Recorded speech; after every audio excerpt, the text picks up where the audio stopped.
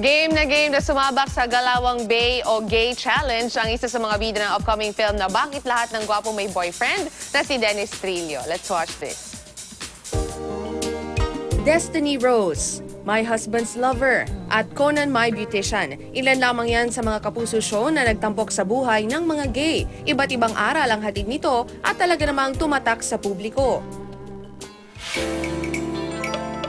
Ngayong Oktubre naman, isang masaya at kakaibang movie raw ang tungkol sa mga bakla ang ihahatid ni Kapuso actors Dennis Trillo at Paolo Ballesteros.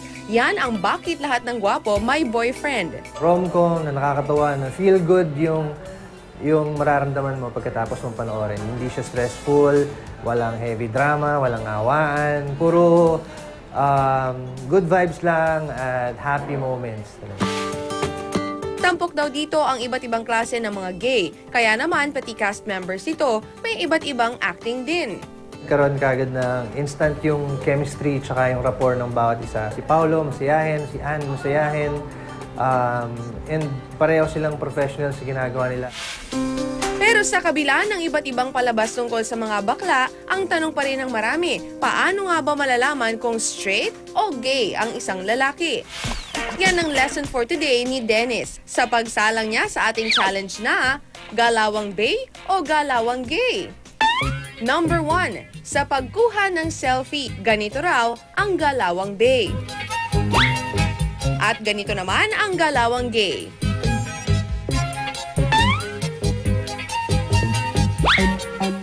Number 2, kapag may horror movie, ganito raw manood si Bay.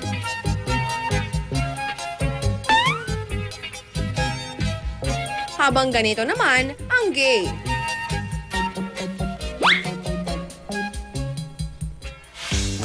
Number 3, kapag may nakitang daga, ganito naman ang reaksyon ni Bay.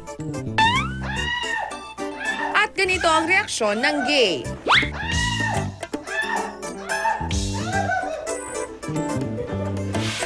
Kapag nalulungkot, ganito raw ang sad Bay. At ganito naman ang sad gay.